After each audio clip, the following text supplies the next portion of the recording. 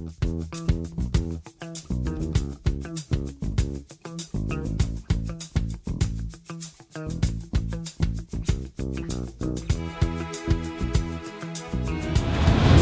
to Artists We Love. My name is OKEEBA JUBALO, and I am here with Brother RIC MATHIS, director of Black Friday Super Film. And it really breaks down what we need to do with our money. And also some of the things I loved about it. One was the storyline. Two was looking at the impacts of segregation versus integration. You know what I'm saying? And everybody was dead on. You know, one of the things I really love about your approach to it is it's not scripted. So you can speak from here, and that's where you get the truth. So I've known you for a long time. Oh yeah. And I had no idea this is what was happening. You know what I'm saying? Like dialing back to the poetry days and that whole deal. So that's like some 15, 20 years ago. Oh yeah. And everything. So it's a minute. The great thing about Atlanta is that you can know somebody or know of somebody and not know everything that's going on. So we'll disappear for a minute, then reappear with the film. Oh yeah. So talk to me about the process and how'd you go from there to where you are now? Well, you know, when we were doing poetry back at Yin Yang, you know, the Patty Hut, you know, that was preparing me for this because it's all storytelling. So as you know, as time progressed, I went on to do management. I managed Georgia Me, who was on HBO's Def Poetry, won the Tony Award, the Peabody Award, and some other awards that from the Broadway show. So we took that show around the world, and when we came back to Atlanta, we was like, you know, so what's the next thing? So I decided to take the art form of poetry and put it in the form of a DVD. And we did Word, which included CeeLo, the last poets, Amir Baraka, Sonia Sanchez, and a lot of the poets that have been on HBO's Def Poetry. So that was my intro into film. So at that point I wasn't shooting, I wasn't editing, I was more so just producing, bringing the whole elements, all of the elements together. So from that, you know, I learned how to shoot, learned how to edit, did a lot of work with Rolling Out Magazine. So I was the supervising producer over there for the video department. So a lot of the college kids that I brought in, I learned from them because I went to school for music management. Never once went to school for film, but I learned from them. I learned from them, and I learned from YouTube University. YouTube. So anything that I needed to know, I went to YouTube University.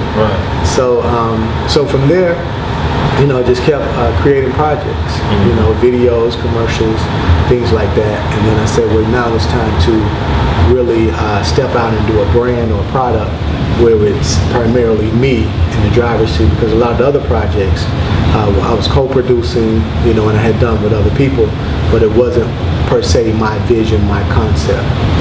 You know, so that's where it all began. Okay, so looking at that beginning process for this project, what were you thinking along the lines of, did you have a story beforehand, or were you just kind of putting it together as you go? Or? Well, with this project, you know, I like to improvise, so I like to work and, you know, work on the scene and pull emotions out of people when I'm interviewing them. You know, so so with Black Friday, basically what I did was I just asked 5 questions. So I had 5 questions, and I went around and I asked, you know, celebrities, everyday people, these 5 questions, and that was the framework that we worked within. And from those 5 questions, we pulled other questions out of the storyline to, you know, make it a tight story.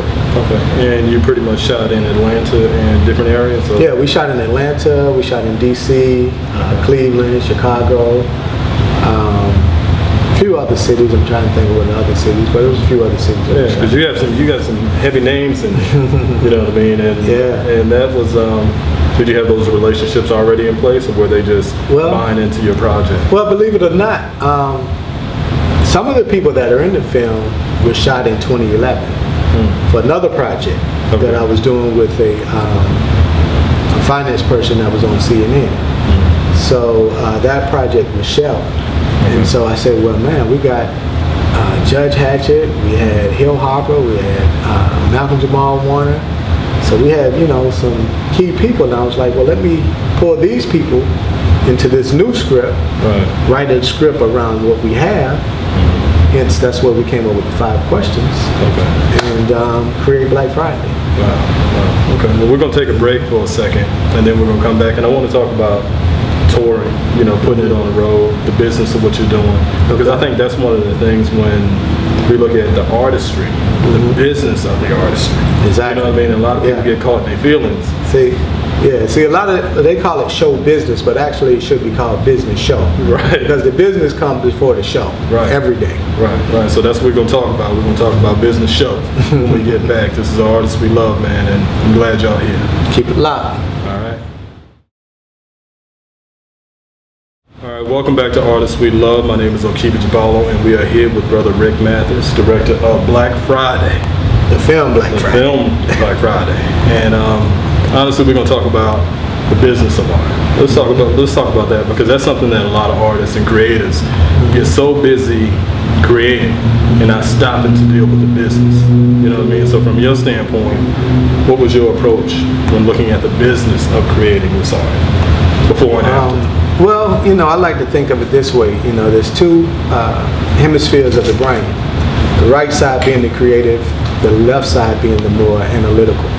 So when creating the project, you have to work on the right side to be in that creative mode, and you really have to consume yourself with it and get into it. When taking it, marketing it, you have to be more analytical. You know, so it's like wearing 2 different hats when you're producing a project and you're creating a project if you want to really make money off of it and to, you know, own the intellectual property of it. Right. Were there certain challenges that you faced in wrapping the business around the project? Or I mean, the more so the main, when it comes to business is, you know, taking it to the people. Like, you know, you can go in the studio, you can shoot a project, you can go edit it, you can package it, but now you got to sell it. You know, so now it's interacting, shaking hands, and kissing babies. Right. You know, developing relationships. You know, and that's where you have to think on your toes. Right. You know, a good CEO can improvise very well. They can think on their toes. You know, they know how to make decisions just like that. Right. You know, so I'm always one who goes with the gut feeling. You know, if I feel it, then I go with it. If I don't, then I just, you know, put the brakes on it and ponder on it for a bit. Right. So that's what I would suggest, you know, to anybody that's in the film industry that's doing business. Of course, take care of the necessities, the basics, you know, copywriting your material, you know, handling paperwork and things like that. But just go with your gut when you're making decisions, because when you produce a project, you have a lot of different people coming at you with ideas, concepts. I can help you get this, I can help you get that. You know what I'm saying? So you just have to go with your gut. And with that, is that something that you kind of, when looking at the business of it, is that something that you, like you said, you go with your gut, but do you lay out a plan beforehand, or is it? Yeah, of course you you lay out a plan and you say, okay, this is where we are. These are the markets we want to touch.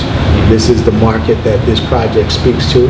I always say start with the end in mind. Okay. You know, the reason why I named the film Black Friday is because I wanted to create a product that I can release every year. You know, Black Friday comes around every year. You can re-release Black Friday every year. So you want to create products that you, A, can release every year, and B, that speaks to a certain market, identify that market, know what they eat, where they sleep, where they shop, you know, where they socialize. Right. So then you'll know what points to hit them when you're marketing the project. So, you know, it's all dealing with marketing. Everything is marketing nowadays. You know, you can create a product, but if you're not speaking or you're not at the pulse of the people, then you're missing the mark. You know, right now, the election is, you know, coming up. You know, you have a lot of things going on socially with us. So right now the project is right on time, and it all comes down to the money at the end of the day. Yeah. If you want to know what's going on, you follow the money trail. Right. So with that, it's in releasing it every year, are you going to build on to Black Friday? Of course. Am I asking too many questions? Well, no, that's cool. You know, this year we have the remix coming up for Black Friday. Okay. So I send you a copy of that so we can, you know, let people know how that looks. But we're doing a remix of a film. You know how you have a remix for a song? Right. So we're remixing the film. So what we do with the film is we take the film and we remix it and we add new people to it. So we're adding Les Brown to it, we're adding Freeway Ricky to it, we're adding Ice-T, Chuck D, you know, so a lot of those names. And also, last Friday we just had a ceremony to find my ancestry, to trace that, you know, with AfricanAncestry.com, you know, with Gina Page. So she flew in and revealed my DNA results, which tells me what tribe in Africa that I am connected to. So my tribe, I'm from Ghana. My tribe is the Akan tribe. You know, so just knowing that is empowering. You know, so I feel like, you know, once we know that, that's a solution, because I offer a buffet of solutions in the film. So once we know who we are, where we come from, then we have something to connect with. If you think about it, we're the only group of people pretty much on the globe, I would say, that don't have their own flag. Everybody else has their own flag. Everybody else has a nationality that they can connect with. You know, we didn't volunteer to come to America. We were forced to come here. So we don't really connect with the American flag. We say, okay, you know, American, most of us don't. Some people do. You know, like you have Don King, you say, I love America. You got the American flag. Because you make a lot of money, you know. But for the most part, you know, we don't really connect with the flag. So when you find out what indigenous tribe you're from, then you connect with that flag, you connect with that people, and you see yourself in that people. You know what I'm saying? You understand, you know, why you do certain things, and you know, you have something to connect with. So all of that will be in the remix. Kind of went off on a tangent there. But those type of things will be in the remix, because we need practical solutions, man. We need things that after watching the film, you can go do at least 1, 2, 3 of those things. You know, and that's what we're doing. Okay, we're gonna take a break for a second, then come right back, and I want to talk about even like some of. I was on Ona Brown. She was in the film. I was on her radio show, Beautiful Sister. And everything, and just I love the synergy and everything. But let's talk about that, and also what's next and everything. So I know you spoke about the remix, but let's talk about some of the big picture. You don't have to give all your game. Gotcha. Just so we can know what to look for. And where can we purchase the DVD? You can purchase the film at thefilmblackfriday.com. Also like the fan page on Facebook, The Film Black Friday. And follow us on Instagram, The Film Black Friday. Everything is The Film Black Friday. Okay, and we'll have a few snippets here built in and everything, so y'all can see exactly what it is, and also on YouTube, right? Oh yeah, the trailer is on YouTube now. We're almost up to, on YouTube we're up to about 40,000 views. On Facebook, we have one trailer that's up to, I want to say 360,000 views on it. Yeah, that's big. That's big. So y'all get on it. So this is Artists We Love, and we'll be right back.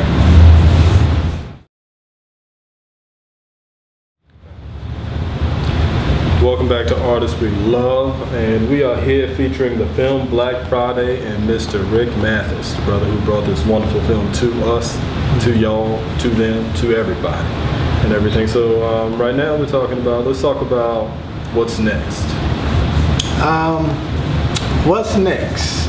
Creating more docu-films is what I like to call it. You know, we had a few people that have approached us about doing other films, so you know, we'll probably do some partnerships with some other people and, you know, continue to create products. You know, my thing is to create a catalog of product that can be re-released every year. You know, do that for the next 10 years. And then after that, you know, you can go sit on the beach and collect money off of the products, the catalog of products that you have. Right. So let's talk about some of those questions that you asked. So some of the questions in the film, the first question that's asked in the film is, if you die right now, would you leave bills or benefits? You know, ask yourself that question. That's a 9-year-old asked me that question in the film. You know, that's a very serious question, because it calls you to reflect upon yourself to see where you are with your finances. You know, and it's not about judging. It's really just giving you a gauge to see where you are and what you need to work on. One of the second questions that's asked in the film is, did your parents talk to you about money as a kid? And you know, for me, for the most part, my mom said, you know, go get a job and trade time for money, you know, because that's what she was taught, so that's what she knew. But I soon learned that if I continue to trade time for money, I'll run out of time before I get to the desired wealth that I want to attain. Because you only have so many seconds in a lifespan. So, you know, I soon learned that you make money while you're sleeping. Not only do you make money while you're sleeping, but you also empower others to go out and sell your product so that you can get a percentage of what they're doing. So I'd rather have 1% of 100 people's efforts than 100% of my efforts. You know, because that 1% is going to multiply and multiply. You know, and that's going to be working while I'm sleeping. You know, while I may not want to work. You know, and that's the thing about products. You know, I always say to create products, because those products are going to work for you when you're sleeping. The products are going to continue to bring in money while you're sleeping without you having to go do work in order to make money make money. So, so with that, you know, you create products. We have T-shirts. The latest T-shirt that we have is one that New York Life is really going crazy over right now. They're at a conference in Florida, and it's called. It has an image. It's hands up. Yeah, I saw that online. Yeah, hands up. What is it? Not hands up. It says don't shoot. Insured for $1 million. You know what I'm saying? So that's one of the latest ones. Another one is vote with your dollars. You know, we're coming up on the election, and it doesn't matter who's in office right now. If you're not voting with your dollars, you're missing the mark. You know, so having products like that along with the film, because you want other streams of income that all funnels back into the one brand, so you're not scattered, you know, all over the place. So so that's what we're doing.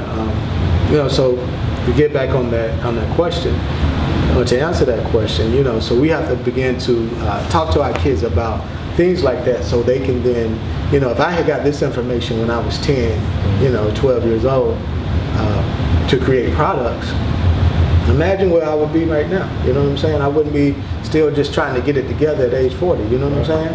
And now just figuring it out, you know, because I heard a gentleman say that most of us, we just party in our 20s.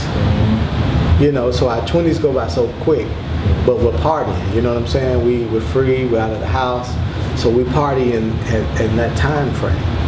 But imagine if you actually have products that you're building in your 20s. So by the time you hit 30, those products are established, and you have intellectual properties, you have patents, you have things like that that can then, you know, propel you into your 40s. So by the time you're 40, now you have residual income coming off of things that you did in your 20s. Right. You know, Ice Cube says in the film, Ice-T says in the remix, he said, you don't need money while you're young. He said, you need money when you're old. He said, when you're 50, that's when you really need money. 60, that's when you need money. Because at that point, your body is breaking down, is deteriorating, so you don't have the same amount of energy to go out and to, you know, stay up for 18 hours. Some night when we did this film, we was up 24 hours. You know, one night we stayed up about 2 to 3 days editing because we had deadlines to meet. You know, so took a nap, wrote back up, boom. Had to meet the deadline to get the master copy to the manufacturer. So with the screening date on November 13th, we'll have a tangible product that we can sell. And people who had done the pre-orders, we had to get those out to them too as well. So, so you know, that's what you got to do, man. When you know, when you're passionate about something, you don't have to think about getting out of bed. It pulls you out of bed. Sometimes you don't sleep, you know what I'm saying, because you're constantly thinking about it. And that's how this project was. So with those questions, are you going to add other questions for the remix? We just need 5 questions. Just round that out. As black folks, we don't like to answer a whole lot of questions. So we keep the questions at 5. You know, and then the third question, I'll give y'all the third one. What was the impact of integration on the African American community? You know, prior to integration, you know, we own businesses and we pass those businesses down to our kids. Post integration, you know, we didn't have businesses. We had jobs. And you can't pass a job down to your kid. Not at all.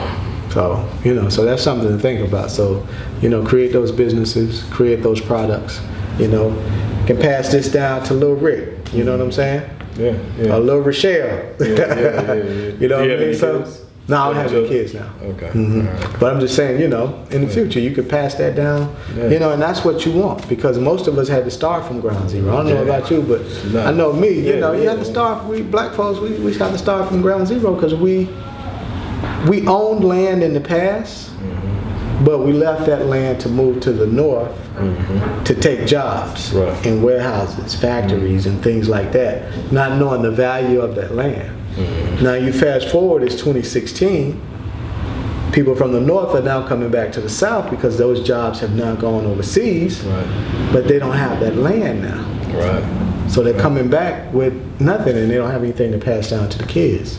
So, do you think it's one of those things where when we look at what's happening on the political landscape, I see us moving back to the Reconstruction period, 1920s, 1923s, but it's a digital twist with that. You know, so if we manage it correctly, it's like at one point in time we needed the 40 acres and a mule. You know what I mean? But now you can have this digital space to plant the Black Friday, you know what I'm saying, and other different products and everything to grow. But unfortunately for us, we're not aware of that digital space as much. So we're trying to do things in a tangible, face-to-face way. So when looking at your brand and your products and everything, are you utilizing that digital space to really grow it out without having to have that physical space? Is that something that you're doing? Oh yeah, of course. I mean, right now this is a great time, you know, because we're in the technology age. The industrial age is done. You know what I'm saying? They don't need people to work in the warehouses no more. They don't need, you know, a lot of manual labor. Technology has deleted a lot of those jobs. So the only thing we need now is service people. We need police, firemen, teachers, doctors. You know, service people is primarily what we need. But through technology, we have to understand that now it's about having the rich ideas. So if you have the rich ideas, you can utilize technology in order to create a product, create a service that can then be scaled up. You know what I'm saying? We got 20-year-olds on YouTube making millions just because they had an idea about a particular, you know, there was one kid that I know that's on there that had an idea. He would go around and talk to people about their cars, you know, and he drew a following, and he made millions on YouTube. So that's what it's about, creating that captivated audience. If you can create the captivated audience, you can make money. That's what it's about right now. It's about ideas and utilizing technology.